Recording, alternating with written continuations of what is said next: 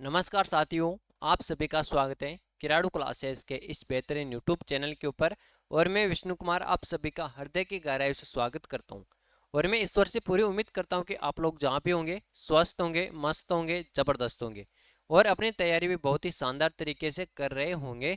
तो साथियों, आज हमारा दृष्टि सीरीज का तीसरा सेशन रहने वाला है और इस सेशन के अंदर हम बात करेंगे राजस्थान इतिहास से संबंधित कुछ व्याख्यात्मक क्वेश्चनों के बारे में जो हमारे एग्जाम के अंदर रामबाण साबित हो सकते हैं। बिल्कुल करें आज की सेशन की शुरुआत। बिल्कुल सभी को गुड इवनिंग, जय श्री कृष्णा, राधे राधे, राम राम, जय श्री श्याम। बहुत बढ़िया। हाँ, तीसरा दो सेशन पहले हो चुके हैं और आज का ही हमारा तीसरा सेशन रहने वाला है। बिल्कुल साहब, तो लोग बात करते हैं कि हमारा पहला क्वेश्चन जो आपके सामने रहा, जोधपुर शहर का प्रकोटा एवं जोधपुर किले के प्रकोटे का निर्माण किस शासक ने करवाया। जो जोधपुर शहर है उसका परकोटा और जो जोधपुर का किला है इसके परकोटे का निर्माण किस शासक के द्वारा करवाया जाता है। ऑप्शन एक राव चूड़ा के द्वारा, ऑप्शन दो मालदेव के द्वारा, ऑप्शन तीन चंद्रसेन के द्वारा या ऑप्शन चार राव जोधा के द्वारा। जल्दी से कमेंट करके बताइए क्वेश्चन नंबर एक के अंदर राइट आंसर कौन सा हो जाएगा। जो जोधपुर शहर है, जोधपुर शहर का परकोटा एवं जो जोधपुर का किला बना हुआ है उसके परकोटे का निर्माण किस शासक के द्वारा करवाया जाता है। बहुत बढ़िया। किस शासक के द्वारा करवाया जाता है? राव जोधा के द्वारा करवाया जाता है। किसके द्वारा? राव जोधा के द्वारा। सभी का राइट आंसर है, ऑप्शन चार राइट आंसर हो जाएगा इसके अंदर, है ना। अब हम बात करें कि राव जोधा के बारे में। किसके बारे में? देखो, राव जोधा के बारे में बात करें तो राव जोधा के द्वारा क्या किया गया था? मेहरानगढ़ का निर्माण करवाया गया था। किसका? मेहरानगढ़ का, मेहरानगढ़ का निर्माण। किसका निर्माण करवाया था? मेहरानगढ़ का निर्माण। ये भी आपसे एग्जाम के अंदर पूछा जा सकता है कि मेहरानगढ़ का निर्माण किसके द्वारा करवाया गया था। तो आपको बताना है राव जोधा के द्वारा मेहरानगढ़ का निर्माण करवाया गया था। अब हम मेहरानगढ़ के बारे में देखें ना कि मेहरानगढ़ कौन सी पहाड़ी पर स्थित है। तो एक पहाड़ी है पंचेतिया पहाड़ी। पंचेतिया, पंचेतिया पहाड़ी पर स्थित। पंचेतिया पहाड़ी पर स्थित। कौन सी पहाड़ी पर है? पंचेतिया पहाड़ी पर स्थित है। कौन सा दुर्ग स्थित है? मेहरानगढ़ स्थित है। अब जो मेहरानगढ़ है ना, इसकी नींव किसके द्वारा रखी जाती है? मेहरानगढ़ की नींव रखी जाती है करणी माता के द्वारा। किसके द्वारा रखी जाती है? करणी माता के द्वारा मेहरानगढ़ की नींव रखी जाती है। अब देखो, करणी माता का नाम आया तो एक बात तो हम करणी माता के बारे में कर लेते हैं कि जो करणी माता है ना, करणी माता के बचपन का नाम क्या है? क्या करणी माता, करणी माता के बचपन का नाम, जो करणी माता है, करणी माता के बचपन का नाम के बारे में आपको ध्यान रखना है। क्या नाम है? रिद्धि बाई। क्या है? रिद्धि बाई बचपन का नाम है साहब। अब करणी माता का मंदिर है ना, क्या करणी माता का मंदिर, करणी माता का मंदिर कहाँ पर बना हुआ है? करणी माता का मंदिर बना हुआ है देशनोक बीकानेर के अंदर। कहाँ पे? देशनोक। और ये देशनोक कहाँ पे? बीकानेर के अंदर है साहब। ये बातें आपको किससे संबंधित याद रखनी है। देखो, करणी माता का बचपन का नाम क्या था?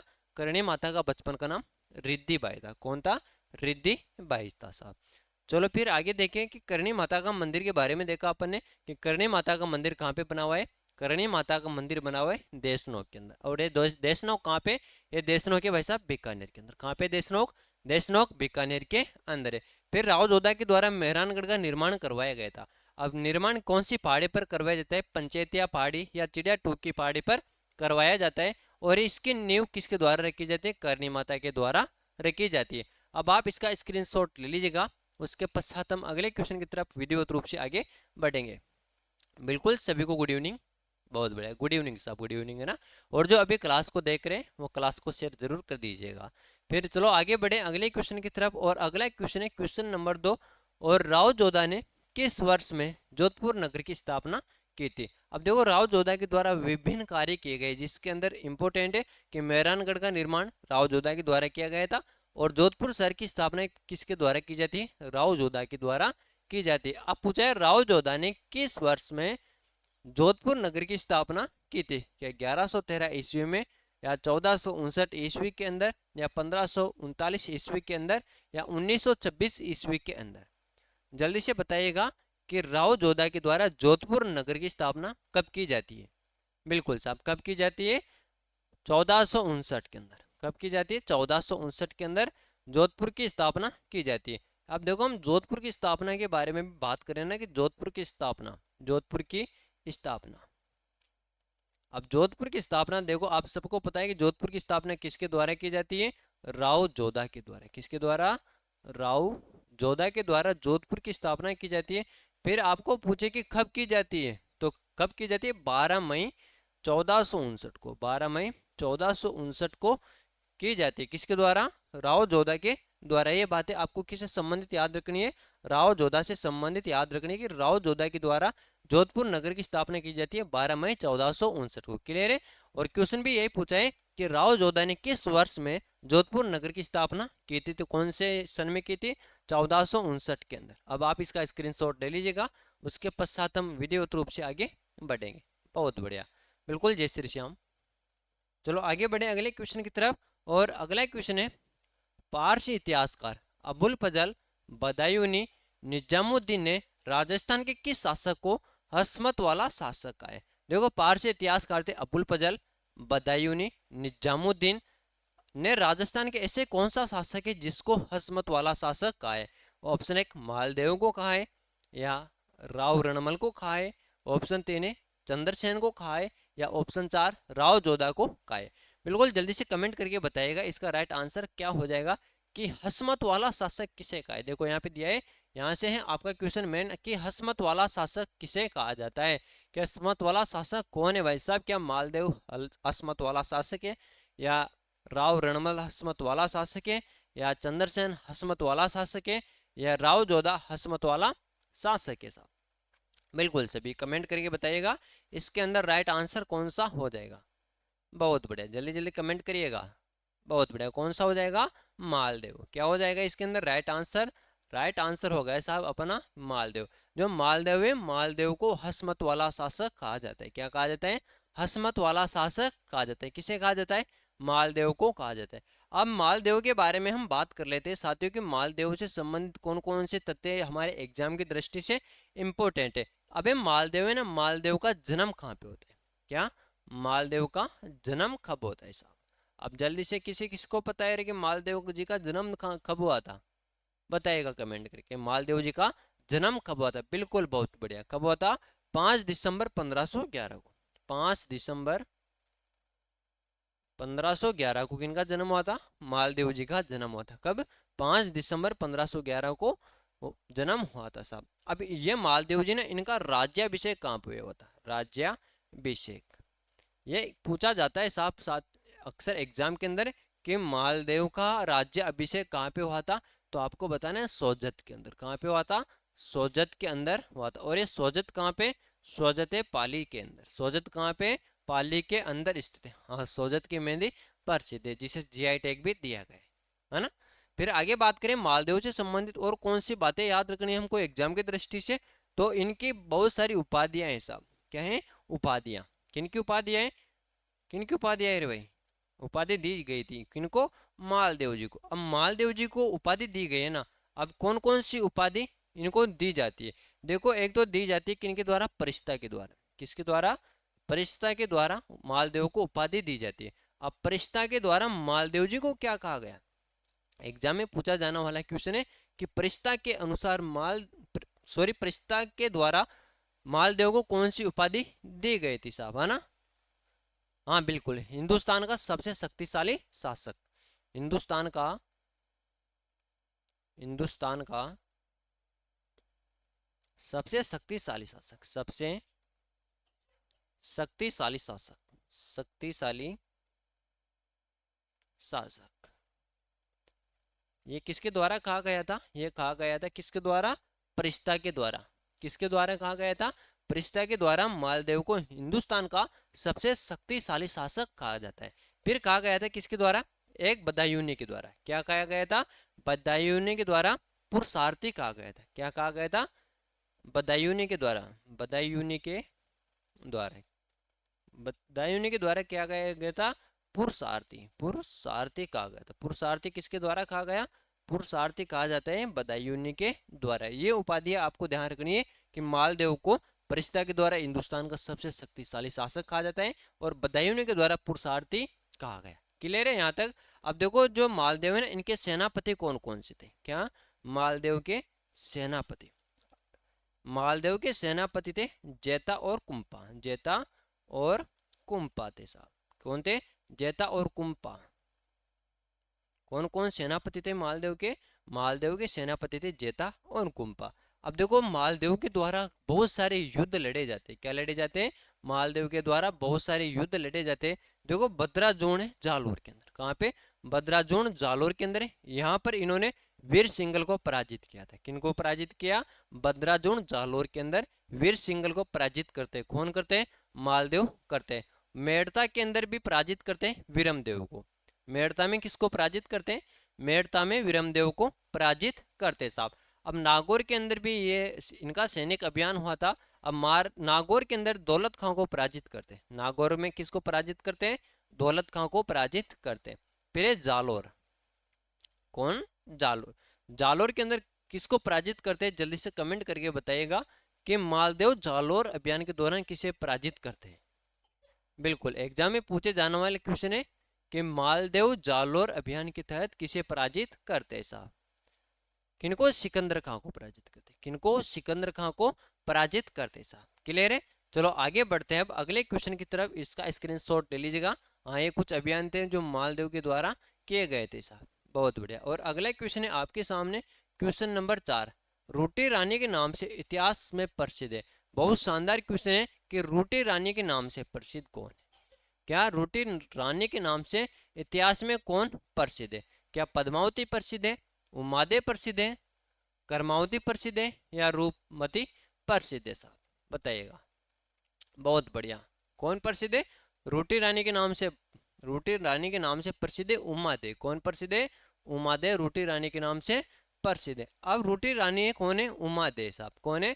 रूटी रानी उमादे। अब ये रूटी रानी उमादे ने ये अपने विवाह के दिन ही मालदेव से रूस जाती और रूस कर आजीवन तारागढ़ अजमेर के अंदर रहती है। कहाँ पे रहती है? तारागढ़ अजमेर के अंदर रहती है। अब बात करें ना साहब ये उमादे कौन थी? देखो उमादे कौन थी इनके बारे में बात करें अपन। जैसलमेर शासक थे। कौन? जैसलमेर।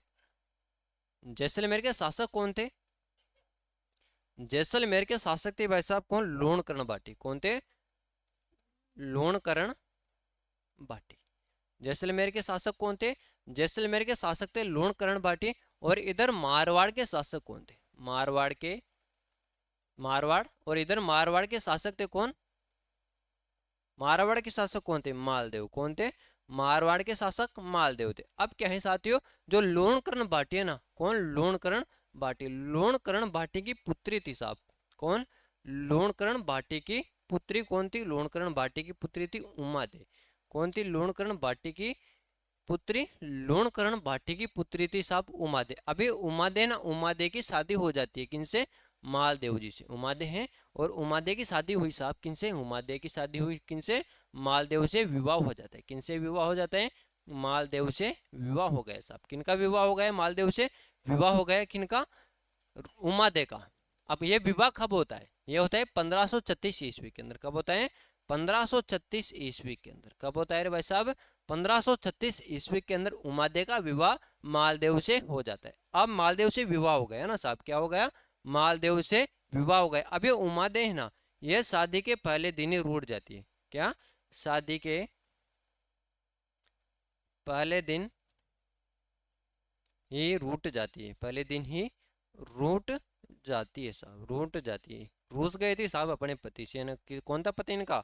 मालदेव। जो उमादे शादी के पहले ही दिन ही रूठ जाती है किनसे? मालदेव जी से रूठ गई साहब ये। अब इतिहास के अंदर इनको किस नाम से जाना जाता है? उमादे को इतिहास में उमादे को रूटी रानी के नाम से जाना जाता है। रूटी रानी के नाम से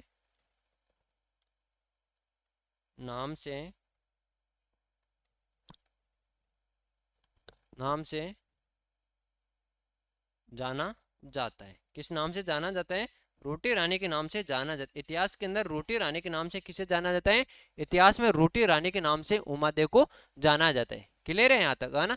अब फिर ये उमादे है ना, ये शादी इनका विवाह कब हुआ था?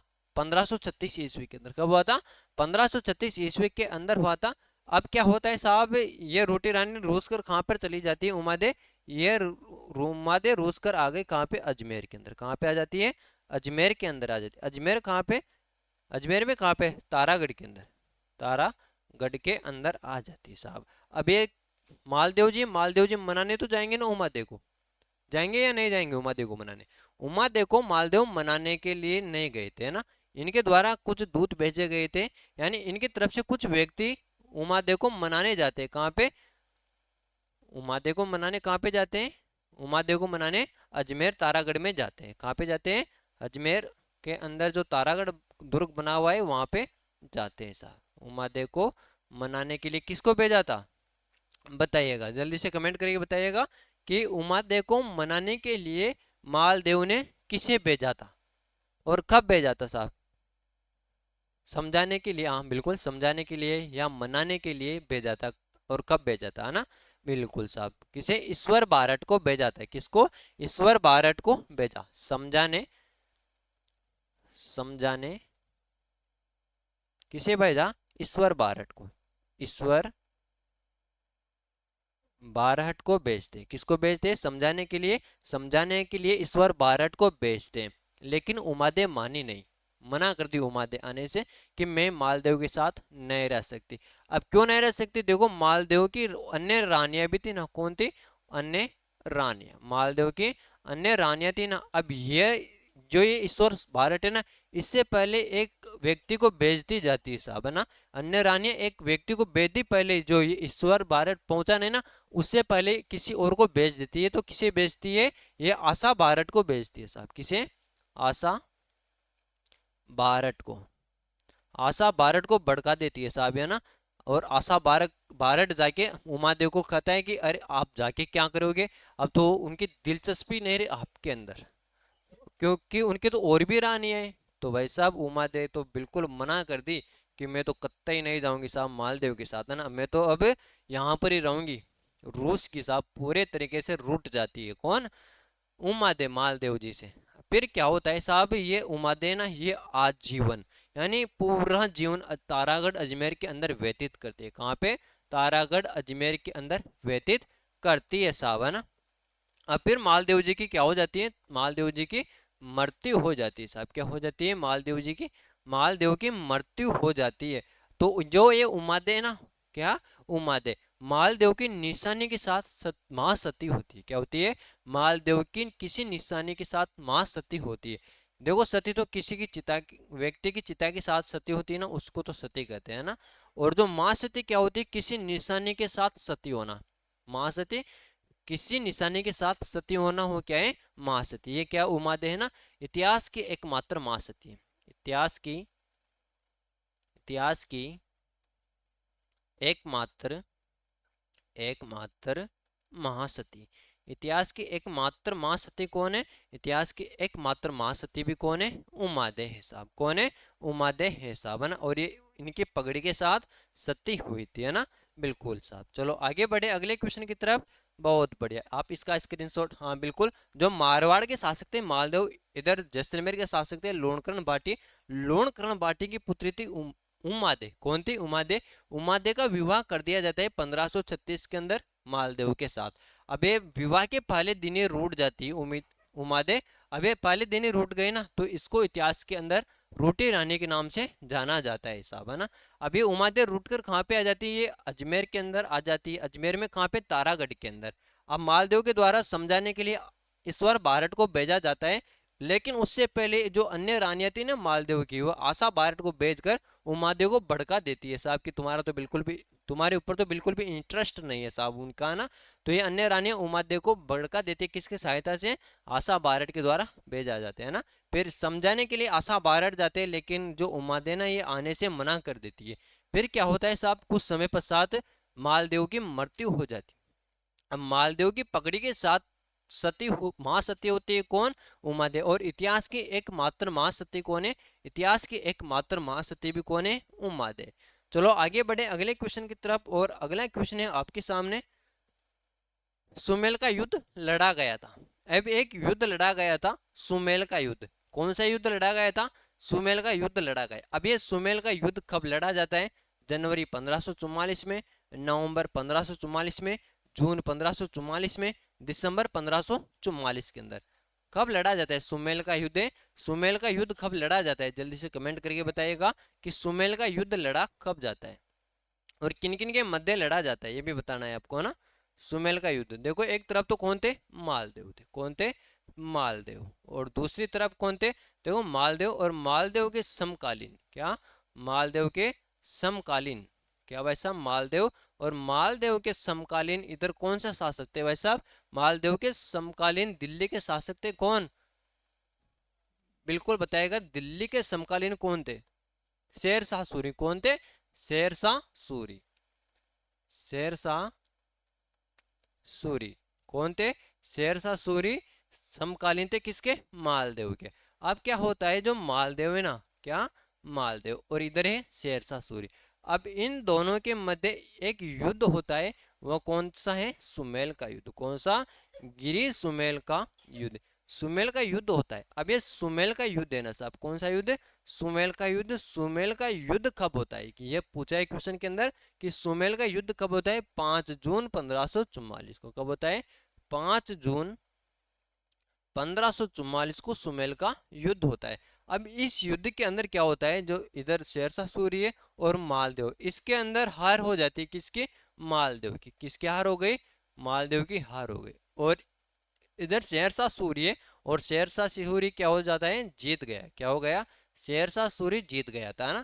अब मालदेव के सेनापति कौन कौन से थे, अभी हमने देखा था ना कि मालदेव के सेनापति थे साहब, मालदेव के सेनापति, अब बताइएगा जल्दी से कमेंट करके कि मालदेव के सेनापति कौन थे, जेता और कुंपा थे, जेता और कुंपा मालदेव के सेनापति थे, कुंपा, कौन कौन से थे, जेता और कुंपा मालदेव के सेनापति थे साहब, है ना। और इधर शेरशाह सूर्य ना, शेरशाह सूर्य के साथ कौन कौन थे भाई साहब, है ना, ये भी आपसे पूछा जा सकता है कि शेरशाह सूर्य के साथ कौन कौन युद्ध लड़ रहा था, है ना, यानी शेरशाह सूर्य की तरफ कौन था, देखो बीकानेर से तो था कल्याणमल, कल्याणमल कहाँ से था, कल्याणमल था बीकानेर से, बीकानेर से कौन आया था, बीकानेर से तो आया कल्याणमल, और कौन था, विरमदेव था, कौन था, विरमदेव। अबे विरमदेव है ना, ये विरमदेव कहाँ का था भाई साहब, है ना, कहाँ का शासक था विरमदेव, बिल्कुल बहुत बढ़िया, कहाँ का, मेड़ता का शासक था, कहाँ का शासक था, मेड़ता का शासक था। अभी ये युद्ध चल रहा था ना, अब उससे पहले क्या होता है कि युद्ध चलते समय मालदेव को पता लगा कि जेता और कुंपा है ना, ये इनसे सुपारी ले लेते हैं, किसी ने अफवाह फैला दी कि मालदेव के शेरशाह सूरी के द्वारा जेता और कुपा को कुछ पैसे और 2 तलवार भेंट के अंदर दे दी जाती है, तो ये गलत फहमी चली गई थी मालदेव के दिमाग के अंदर। अबे मालदेव है ना, युद्ध छोड़कर भाग जाता है, यानी चलते युद्ध को ही छोड़कर भाग जाता है, कौन, मालदेव। अब इसके अंदर क्या होता है, चलते युद्ध को छोड़कर भाग गया और ये अंदर जेता और कुपा युद्ध लड़ते रहते हैं। अब युद्ध लड़ते लड़ते जेता और कुपा क्या हो जाती है, मृत्यु हो जाती है, जेता और कुपा की क्या हो जाती है, मृत्यु हो जाती है साहब, है ना।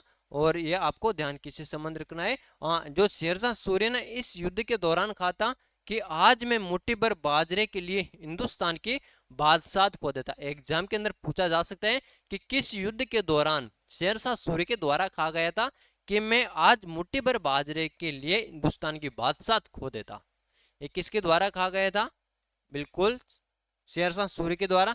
किस युद्ध के दौरान, गिरी सुमेल युद्ध के दौरान। ये कब होता है, 5 जून 1544 को। चलो आप इसका स्क्रीनशॉट ले लीजिएगा, उसके पश्चात हम अगले क्वेश्चन की तरफ विधिवत रूप से आगे बढ़ते हैं। और अगला क्वेश्चन है आपके सामने, मालदेव के पश्चात मारवाड़ का शासक बना। अब देखो मालदेव है, मालदेव के पश्चात मारवाड़ का शासक कौन बनता है, बहुत शानदार क्वेश्चन है कि मालदेव के पश्चात मारवाड़ का शासक कौन बना, जैतमल, राम, चंद्रसेन या पृथ्वीराज, कौन शासक बनता है, बहुत बढ़िया, कौन बनता है, चंद्रसेन शासक बनता है। मालदेव के पश्चात शासक कौन बनता है, मालदेव के पश्चात चंद्रसेन शासक बनता है, कौन बनता है, चंद्रसेन शासक बन गया। अब चंद्रसेन शासक बन गए ना, तो चंद्रसेन के बारे में भी आपको एक दो बात कर लेना अति आवश्यक है। तो चंद्रसेन के पिता कौन थे, पिता थे मालदेव, पिता कौन थे, पिता मालदेव, किसके पिता थे, मालदेव, चंद्रसेन के।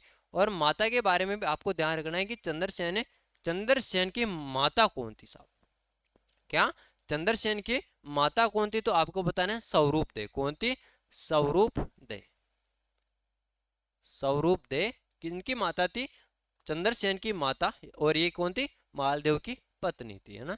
चलो और आगे बढ़े कि चंद्रसेन से संबंधित और क्या बातें हमको याद रखनी जो हमारे एग्जाम के दृष्टि से बहुत ही इंपॉर्टेंट है। अब इनका राज्याभिषेक होता है, किनका राज्याभिषेक होता है, राज्याभिषेक होता है। अब इनका राज्याभिषेक कहाँ पे होता है? राज्याभिषेक होता है कहाँ पे? जोधपुर के अंदर। कहाँ पे होता है भाई साहब? चंद्रसेन का राज्याभिषेक जोधपुर के अंदर हो जाता है। अब चंद्रसेन है ना, चंद्रसेन की कुछ उपाधियां हैं जो हमारे एग्जाम की दृष्टि से बहुत ही इंपॉर्टेंट है। देखो कौन कौन सी उपाधियां हैं चंद्रसेन के पास, उनके बारे में देखे तो मारवाड़ का प्रताप कहा जाता है। क्या कहा जाता है? मारवाड़ का प्रताप। क्या कहा जाता है?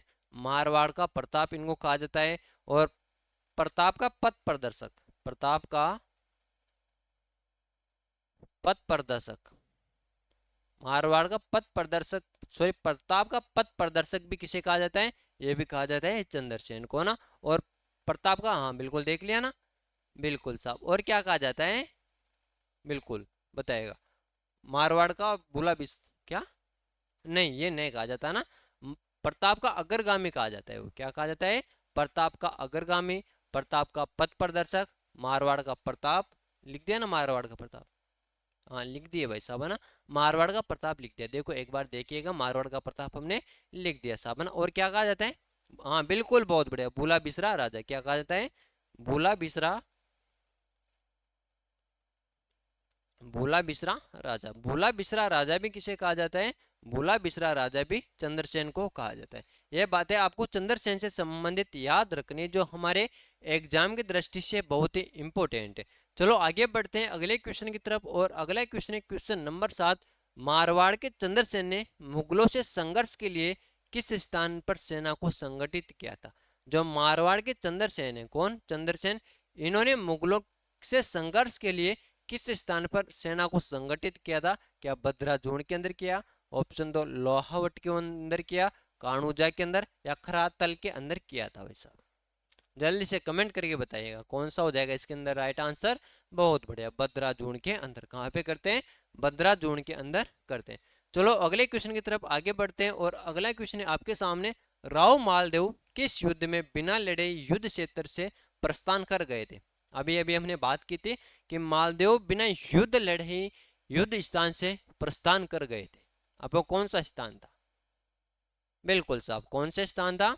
सॉरी कौन सा युद्ध था? सुमेल का युद्ध। कौन सा युद्ध था? सुमेल का युद्ध। अभी हमने सुमेल के युद्ध के बारे में भी देखा था कि सुमेल का युद्ध 1544 के अंदर लड़ा जाता है। और ये जो सुमेल है ना, ये स्थान कहाँ पर है बताइएगा जल्दी से कमेंट करके कि जो सुमेल है, सुमेल कहाँ पर है साहब? जो गिरी सुमेल का युद्ध हुआ था ना, बिल्कुल साहब ये गिरी सुमेल का युद्ध हुआ। ये सुमेल कहाँ पर है? गिरी सुमेल कहाँ पे? बिल्कुल बहुत बढ़िया, कहाँ पे?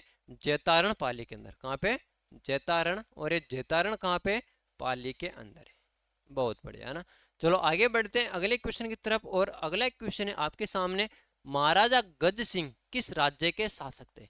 बहुत बढ़िया, महाराजा गज सिंह है। महाराजा गज सिंह किस राज्य के शासक थे? इनके बारे में आपको बताना है कि महाराजा गज सिंह किस राज्य के शासक थे। बहुत बढ़िया, किस राज्य के शासक थे? जोधपुर के। कहाँ के शासक थे? महाराजा गज सिंह जोधपुर के शासक थे। चलो अब हम देखें गज सिंह के बारे में। किसके बारे में बात करें अपन? महाराजा गज सिंह के बारे में हम बात कर लेते हैं साथियों। बात करना भी आवश्यक है क्योंकि हमको सरकारी नौकरी लगना है साहब। महाराजा गज सिंह। अब महाराजा गज सिंह है ना साहब, इनकी उपाधि क्या थी साहब? क्या? महाराजा गज सिंह की उपाधि के बारे में आपको ध्यान रखना है। एग्जाम में पूछा गया था भाई साहब एक बार कि महाराजा गज सिंह की उपाधि क्या है? बताइएगा महाराजा गज सिंह की उपाधि क्या है?